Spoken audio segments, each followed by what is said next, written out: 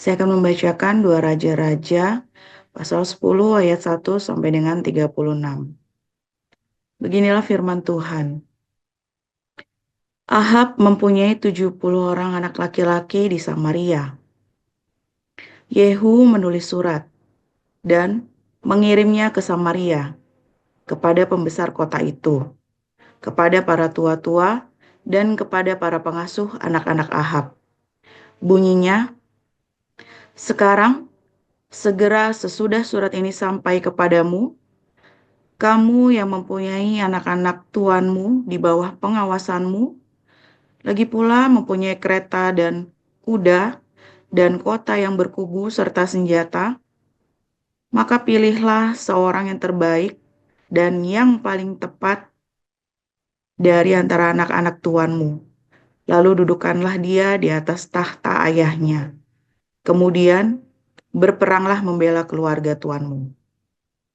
Tetapi mereka sangat takut dan berkata, sedangkan kedua raja itu tidak dapat bertahan menghadapinya. Bagaimana mungkin kita ini dapat bertahan? Sebab itu kepala istana dan kepala kota, juga para tua-tua dan para pengasuh, mengirim pesan kepada Yehu.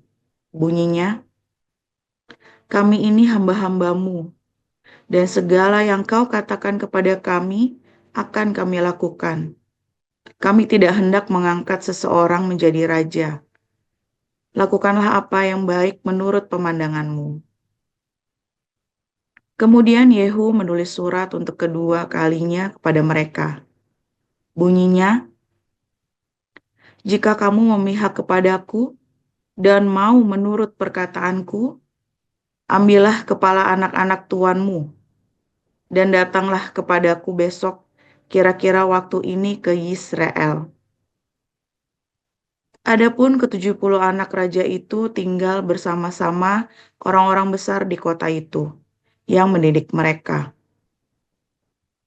Tatkala surat itu sampai kepada mereka, mereka mengambil anak-anak raja itu, menyembelih ke-70 orang itu, menaruh kepala orang-orang itu ke dalam keranjang, dan mengirimkan semuanya kepada Yehu di Yisrael.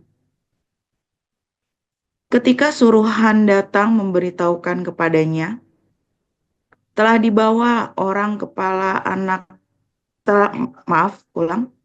telah dibawa orang kepala anak-anak raja itu. Berkatalah Yehu, susunlah semuanya menjadi 2 timbunan di depan pintu gerbang sampai pagi. Pada paginya keluarlah Yehu, berdirilah ia, lalu berkata kepada segenap orang banyak, kamu ini tidak bersalah. Memang akulah yang telah mengadakan persepakatan melawan tuanku dan telah membunuh dia. Tetapi semua orang ini, siapakah yang membunuh mereka? Ketahuilah sekarang bahwa firman Tuhan yang telah diucapkan Tuhan tentang keluarga Ahab tidak ada yang tidak dipenuhi. Tuhan telah melakukan apa yang difirmankannya dengan perantaraan Elia, hambanya. Lalu Yehu membunuh semua orang yang masih tinggal dari keluarga Ahab yang di Yisrael, juga semua orang besarnya, orang-orang kepercayaannya, dan imam-imamnya. Tidak ada padanya seorang pun yang ditinggalkan Yehu hidup. Kemudian bangkitlah Yehu pergi ke Samaria, di jalan dekat Bet Eket, perkampungan para gembala. Bertemulah ia dengan sanak saudara Ahazia, Raja Yehuda. Lalu ia berkata, siapakah kamu ini? Jawab mereka, kami adalah sanak saudara Ahazia, dan kami datang untuk memberi salam kepada anak-anak raja dan anak-anak ibu suri. Berkatalah Yehu, tangkaplah mereka hidup-hidup. Lalu ditangkaplah mereka hidup-hidup dan disembelih dekat perigi Bet Eket, 42 orang. Dan tidak ada seorang pun ditinggalkannya hidup daripada mereka. Setelah pergi dari sana, bertemulah ia dengan Yonadab bin Rekab yang datang menyongsong dia. Ia memberi salam kepadanya serta berkata, "Apakah hatimu jujur kepadaku seperti hatiku terhadap engkau?" Jawab Yonadab, "Ya, jika ya, berilah tanganmu." Maka diberinyalah tangannya. Lalu Yehu mengajak dia naik ke sampingnya ke dalam kereta. Berkatalah Yehu, "Marilah bersama-sama aku, supaya engkau melihat bagaimana giatku untuk Tuhan." Demikianlah Yehu membawa dia dalam keretanya. Setelah Yehu sampai di Samaria, maka ia membunuh semua orang yang masih tinggal dari keluarga Ahab di Samaria. Ia memunahkannya sesuai dengan firman yang diucapkan Tuhan kepada Elia. Kemudian Yehu mengumpulkan seluruh rakyat, lalu berkata kepada mereka, "Adapun Ahab masih kurang beribadah kepada Baal, tetapi Yehu mau lebih hebat beribadah kepadanya. Oleh sebab itu, panggillah menghadap aku semua nabi Baal, semua orang yang beribadah kepadanya, dan semua imamnya. Seorang pun tidak boleh tidak hadir. Sebab aku hendak mempersembahkan korban yang besar kepada Baal. Setiap orang yang tidak hadir tidak akan tinggal hidup." Tetapi perbuatan ini adalah akal Yehu, supaya ia membinasakan orang-orang yang beribadah kepada Baal. Selanjutnya Yehu berkata, "Tentukanlah hari raya perkumpulan kudus bagi Baal." Lalu mereka memaklumkannya. Yehu mengirim orang ke seluruh Israel. Maka datanglah seluruh orang yang beribadah kepada Baal. Tidak seorang pun yang ketinggalan. Lalu masuklah semuanya ke dalam rumah Baal, sehingga rumah itu penuh sesak dari ujung ke ujung. Kemudian berkatalah Yehu kepada orang yang mengepalai gudang pakaian, "Keluarkanlah pakaian untuk setiap orang yang beribadah kepada Baal." Maka dikeluarkannyalah pakaian bagi mereka. Sesudah itu masuklah Yehu dan Yonadab bin Rekab ke dalam rumah Baal. Lalu berkatalah ia kepada orang-orang penyembah Baal di situ, "Periksalah dan lihatlah, supaya jangan ada di antara kamu di sini seorang pun dari hamba-hamba Tuhan, melainkan hanya orang-orang yang beribadah kepada Baal." Lalu masuklah mereka untuk mempersembahkan korban sembelihan dan korban bakaran.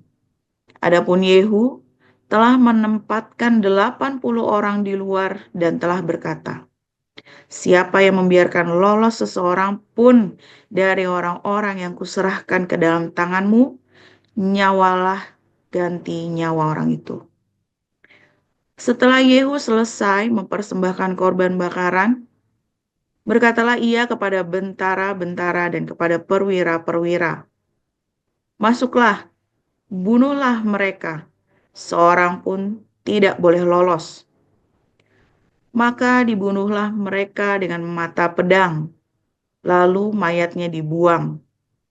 Kemudian masuklah bentara-bentara dan perwira-perwira itu ke gedung rumah Baal.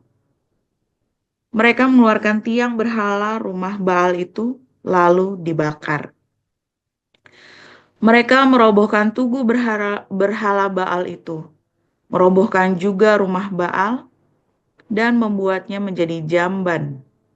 Begitulah sampai hari ini. Demikianlah Yehu memunahkan Baal dari Israel.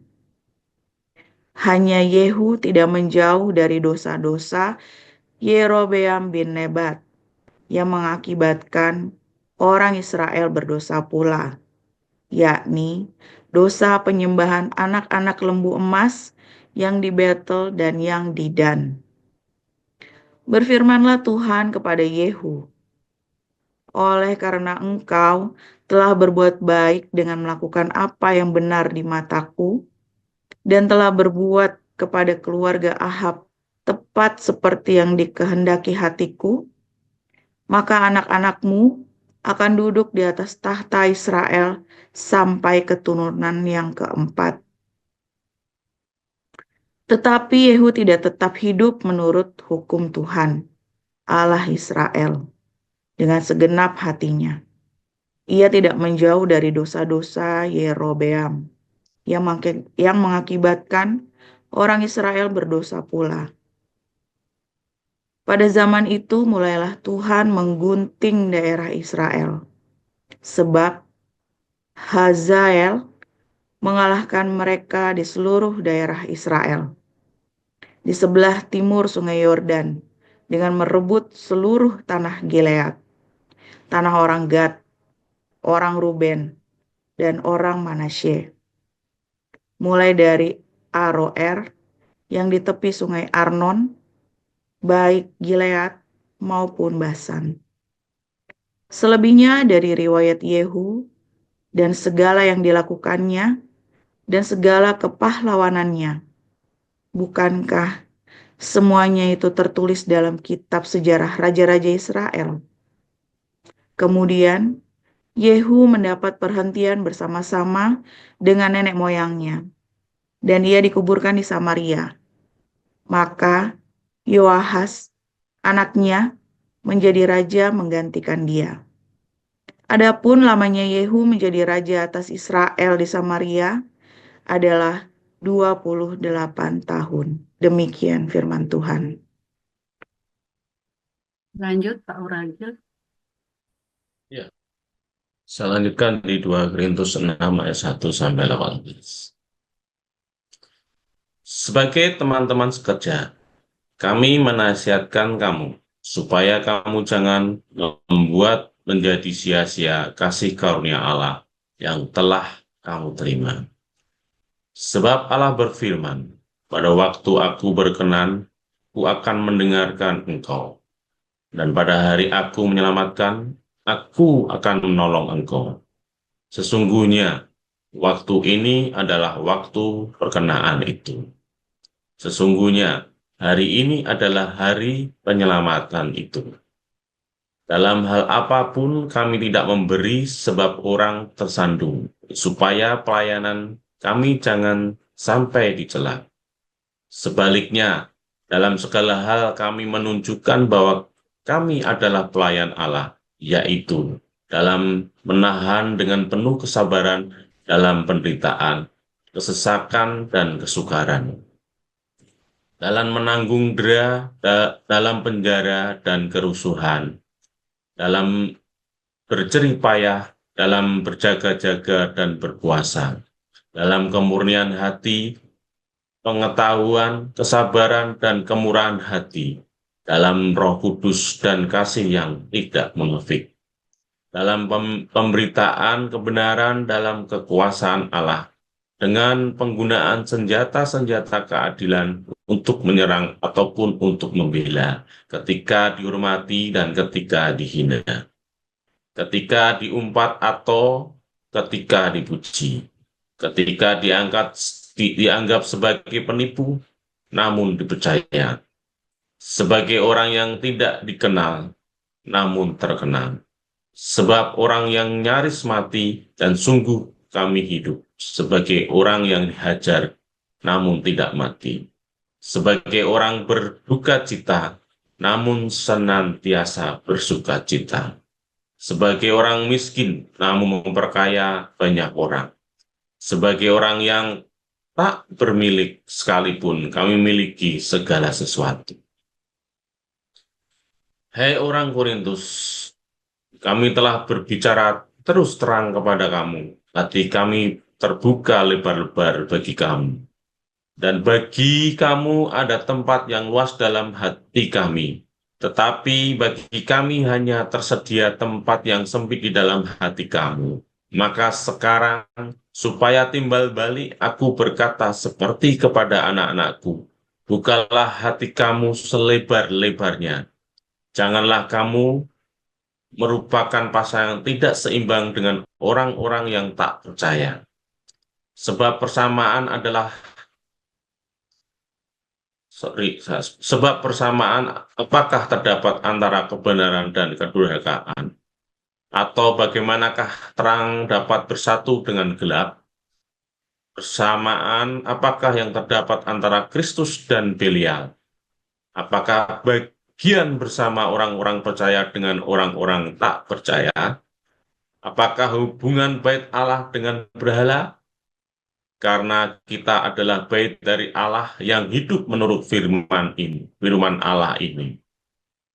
Aku akan diam bersama-sama dengan mereka dan hidup di tengah-tengah mereka, dan aku akan menjadi Allah mereka, dan mereka akan menjadi umatku. Sebab itu, keluarlah kamu dari antara mereka, dan pisahkanlah dirimu dari mereka, firman Tuhan. Dan janganlah menjamah apa yang najis, maka aku akan menerima kamu, dan aku akan menjadi bapakmu, dan kamu akan menjadi anak-anakku laki-laki dan anak-anakku perempuan. Demikianlah firman Tuhan yang Maha Kuasa. Amin. Amin. Terima kasih para lektor, Bu Ayu Anggreni dan Pak Uragil. Kita akan mendengarkan renungan pada pagi hari yang dibawakan oleh Gembala kita, Dr. Joseph Paujang, dengan judul Kamu Kafir. Silakan Pastor Paul.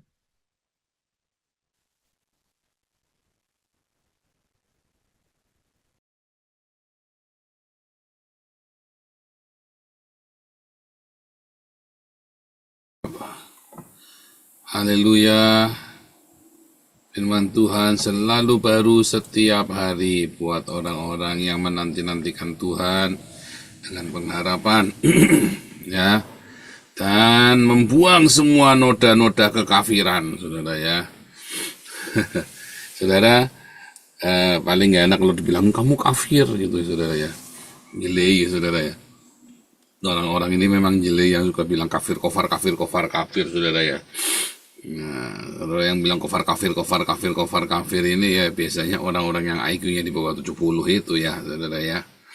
Yang suka bilang kamu kafir ya, pasti kamu cek ya taruhan, saudara.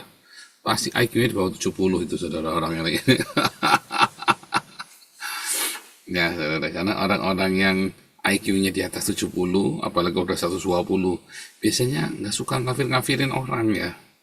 Orang-orang ini biasanya lebih punya nalar, lebih punya empati. Kamu masih suka gitu nggak kofar kafir gitu, saudara? Saudara, Tuhan Yesus itu selalu ini ya, ketika ada orang-orang rakyat jelata ya, yang hidupnya tidak baik, yang hidupnya tidak jujur, yang hidupnya menyedihkan, yang hidupnya mungkin prostitusi atau dia harus tipu sana tipu sini, curi sana curi sini. Tuhan Yesus itu kasihan, saudara ya. Saudara, saya pernah miskin, saya bolak-balik saya waktu kecil miskin ya. Saudara, namanya orang miskin gimana sih, saudara? Dia ngeliat ya tiap hari, apalagi kalau miskin udah kelamaan ya, miskinnya sampai 10-20 tahun. Dia kepengen itu nggak kelakon, gimana sih, saudara? Rasanya orang kepengen ini kepengen itu nggak kelakon. Ya harus menguasai hawa nafsunya. Iya, bagaimana cara menguasai hawa nafsu? Ya, sekarang kamu bilang menguasai hawa nafsu, dia sendiri bingung hawa nafsu apa. Masa cuman kepengen punya handphone bekas ya, dibilang hawa nafsu, saudara. Pengen punya handphone bekas masa dibilang hawa nafsu, saudara. Iya memang hawa nafsu, tetapi kamu masa tega ngomong itu hawa nafsu, sementara kamu pakai iPhone 16. Iya kan, kamu terus ngomong itu dia punya hawa nafsu, kamu pakai iPhone 16 kamu punya hawa nafsu, kan lucu, saudara, gundulmu peyang kan. Iya kan, Anda pakai mobilnya Ferrari loh pendetanya, lalu kamu bilang ada pendeta yang nyuri motor, katanya itu karena hawa nafsu. Lah kamu naik Ferrari itu bukan hawa nafsu, saudara. Iya kan, nah itu sebabnya rakyat kecil ya, ada pemungut cukai, ada pelacur, ada kriminal. Bukan Tuhan terus dosanya ya biar dosa, enggak. Selalu bilang, Pak, kamu sembuh, kamu diampuni, jangan berbuat dosa lagi. Selalu bilangnya kan begitu, jangan berbuat dosa lagi. Bukan berarti kamu boleh bikin dosa, bukan ya. Nah, seringkali jangan disalahartikan. Saya tidak suka menghakimi orang-orang yang ada dalam komunitas kita, saudara ya. Saya tidak suka menghakimi, tapi jangan nantang, saudara. Ya kan? Jangan nantang. Jangan kamu mempertontonkan seakan-akan karena kita tidak menghakimi, oh kalau gitu boleh dong kita cabul-cabulan begitu. Nggak boleh, jangan nantang.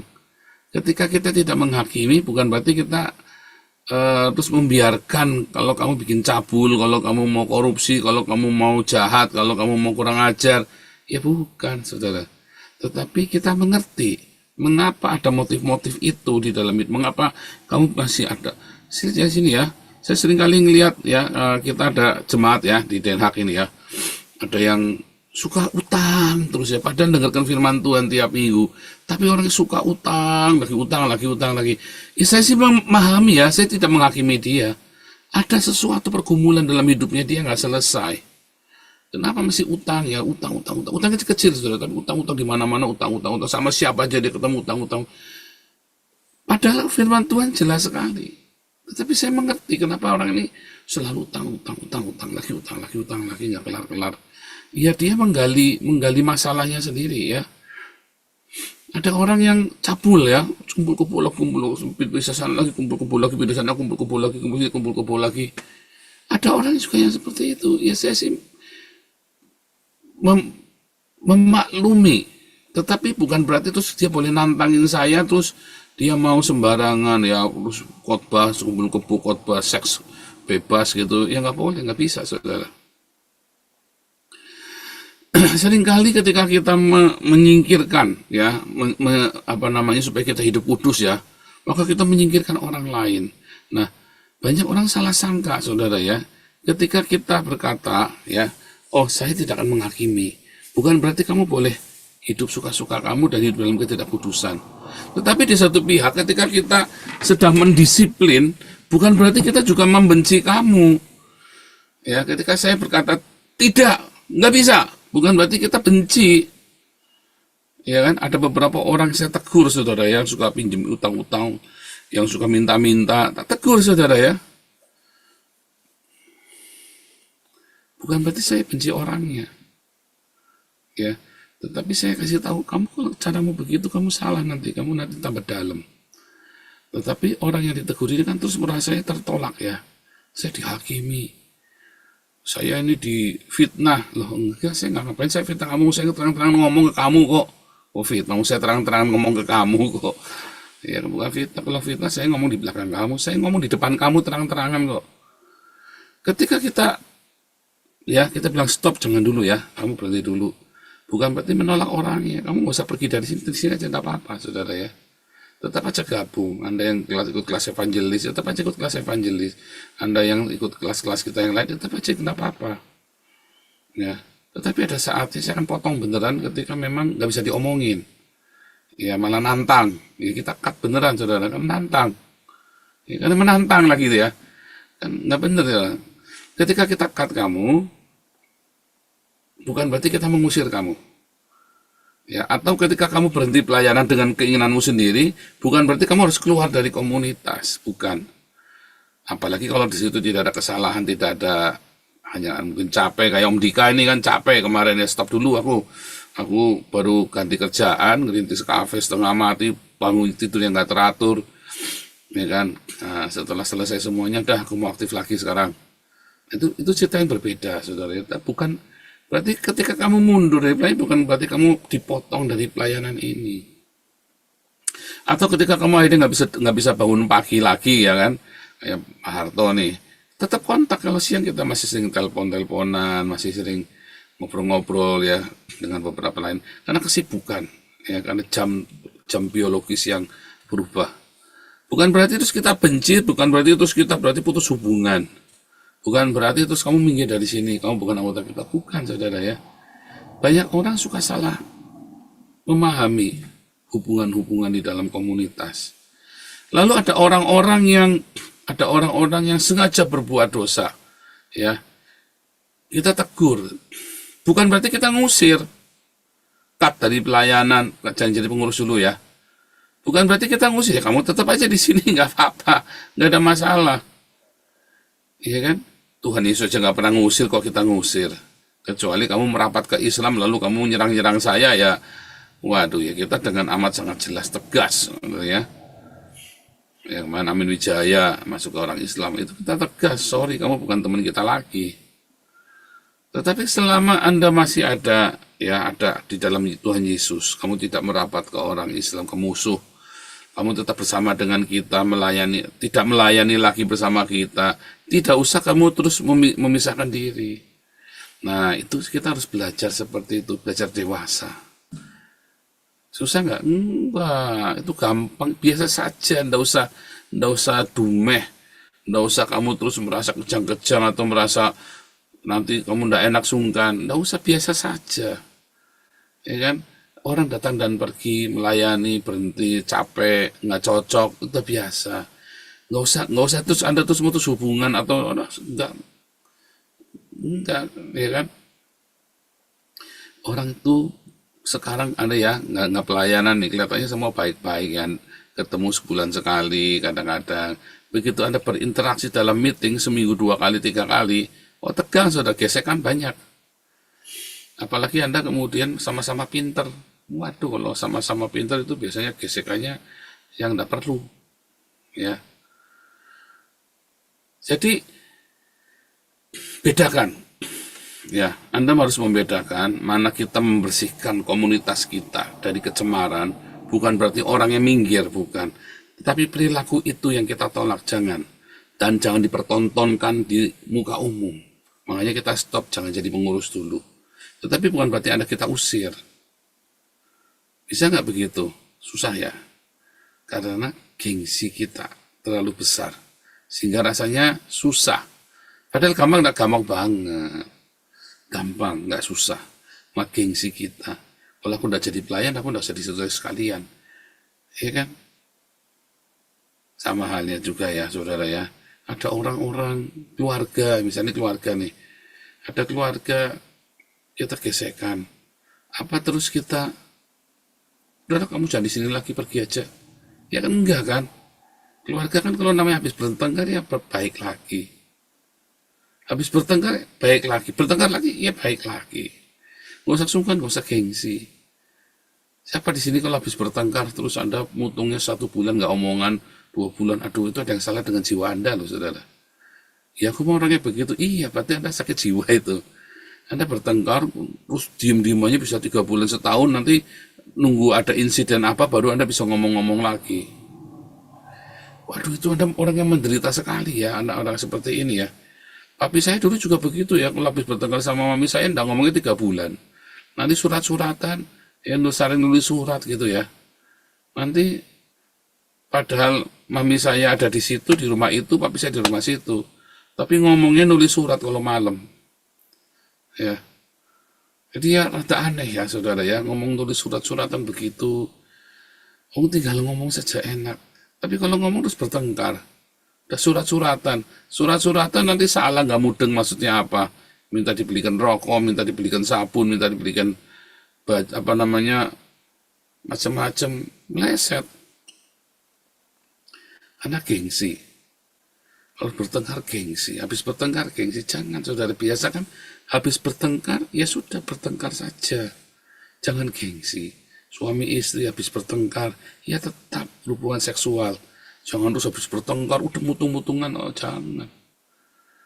Anda kakak beradik habis bertengkar, ya ngobrol lagi, saling tolong-menolong lagi. Bertengkar kan saat itu saja, ya sudah. Kalau memang tadi ada ngomong yang nyelekit, Anda sadar cepat minta maaf. Sama ya, dalam komunitas juga sama ya. Dalam komunitas juga sama. Nanti Anda, kalau Anda terbiasa latihan seperti itu, nanti kamu tiba-tiba hidupnya sehat. Tiba-tiba hidupnya sehat. Ya. Dan Anda harus praktek, nyoba. Ya, nyoba, nanti konflik, coba. Tapi jangan cari konflik. Cuman kalau jadi pengurus kan sering konflik tuh. Nggak apa-apa, biasa saja. Pokoknya Anda tahu ketika berkonflik, ya sekeras apapun, Anda jangan berpikir bahwa kita ini mau musuhan. Jangan. Apapun konflik itu, Anda tetap harus dalam keadaan waras, saudara. Harus dalam keadaan, dia saudaraku, dia tidak bermaksud mencelakai aku. Aku juga tidak bermusuh, tidak benci kepada dia. Ya kalau konflik, ya konflik saja, ngobrol. masalah lain, udah coba disapa kalau habis konflik ya, habis debat yang nggak perlu ya. Weh, tadi sorry ya, aku tadi keceplosan ngomong, udah nggak apa-apa, udah gitu saja. Mungkin ada didiamkan ya, jangan didiamkan, belajar. Mulai dari situ nanti kamu dewasa, saudara. Mengapa? Tapi ada orang-orang yang memang tidak mau ya, memutuskan untuk tidak mau. Rugi sekali ya. Wah, karena dia orangnya introvert, Pak. Memang asosial, Pak. Itu menurut saya rugi sekali. Karena sebetulnya karakter demi karakter dalam hidup kita, ya, itu dilatih di dalam komunitas. Kamu belajar rendah hati, kamu belajar mengekspresikan cintamu, belajar jengkel, keki, sebel, tapi kamu tetap bisa mengasihi. Anda harus bisa seperti itu. Susah ya, saudara ya? Enggak. Gengsi kita yang bikin susah. Nah, dari situlah kita ngerti seberapa harga diri kita mahalnya. Ya, seberapa mahal harga diri kita. Ya, tapi kan nanti salah paham, enggak apa-apa, saudara. Yang penting Anda sendiri. Jangan ngurusi orang lain. Jangan ngurusi orang lain. Yang penting kamu beres selalu hidupmu. Ya, tapi sana nanti nginjak kita, Pak. Nggak usah mikir. Kalau kamu mikir, diinjak beneran. Tapi kalau kamu nggak mikir, dia nginjak juga nggak bodoh amat. Rasanya kan diinjak, Pak. Ya nggak bodoh amat. Pokoknya kamu disapa, dia mau, nggak syukur. Nggak mau, ya sudah. Nggak usah dipusing. Pokoknya jangan sampai perdamaian itu kamu yang merusaknya. Selalu tawarkan perdamaian kepada semua orang. Nah, nanti hidupmu akan lebih menang. Tiap hari hidupmu akan penuh dengan kemenangan, tenang ya. Enak saudara hidup seperti itu ya. Oh, enak saudara. Orang boleh memusuhi kita, tetapi kita ndablek aja, nggak merasa dimusuhi, nggak perlu. Loh, saya nggak suka sama saya banyak, tapi saya masa bodoh saudara. Selama dia tidak bilang salahnya saya apa, saya masa bodoh. Soalnya dia bilang, Pak, salahnya di sini, Pak. Bisa nggak dirubah? Oh, enggak, itu masalah prinsip. Main musik misalnya kan, dalam hal musik kita bikin tim musik. Kalau kamu tidak bisa komitmen sebulan atau 3 kali, kamu jangan main musik tempat kita. Nanti ada pemain musik baru, nggak enak sama kamu, tersandra kitanya, ya kan? Kecuali kita mainnya bagus semua dan kita mengundang. Tapi sekarang gara-gara kamu kita jadi tersandra nih. Nah itu saya nggak mau tuh yang seperti itu, sudah tersandra. Kita butuh pemain yang bagus, kita butuh pemain yang profesional, ya kan? Kita butuh orang-orang yang jangan nanti pas kita lagi bagus orang datang semua, nanti begitu kita lagi bikin acara nggak ada orang semua tuh. Mendingan nggak ada sama sekali. Jadi kita latihan dengan apa yang ada, ya udah kita maksimalkan. Nah, biasanya orang-orang ini terus tersinggung, minggir, saudara. Terus ngomong kemana-mana katanya nggak boleh ke gereja. Capek ya saudara kalau ketemu orang begitu. Nah itulah. Mulai sekarang coba kamu pikir ya, kalau idemu ditolak, jangan berpikir dirimu yang ditolak.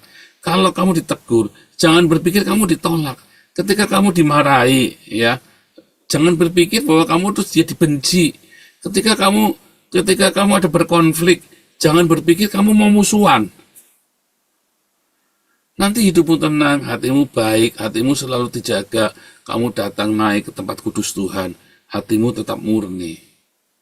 Tapi kalau kamu dibayang-bayangi dengan harga dirimu, kamu mudah merasa tertolak, kamu merasa marah, kamu merasa tersinggung, kamu merasa, waduh musuh sana musuh. Maka ketika kamu angkat tanganmu dalam tempat kudus, ketika kamu berdoa, hatimu penuh dengan pergumulan. Coba lakukan hal yang mudah ini ya. Ini mudah. Yang bikin susah cuma gengsi Anda saja. Coba saja saudara, nanti kamu enak berkemenangan tiap hari, ringan hidupnya. Tiap hari selalu bahagia, cheerful ya. Tuhan Yesus memberkati.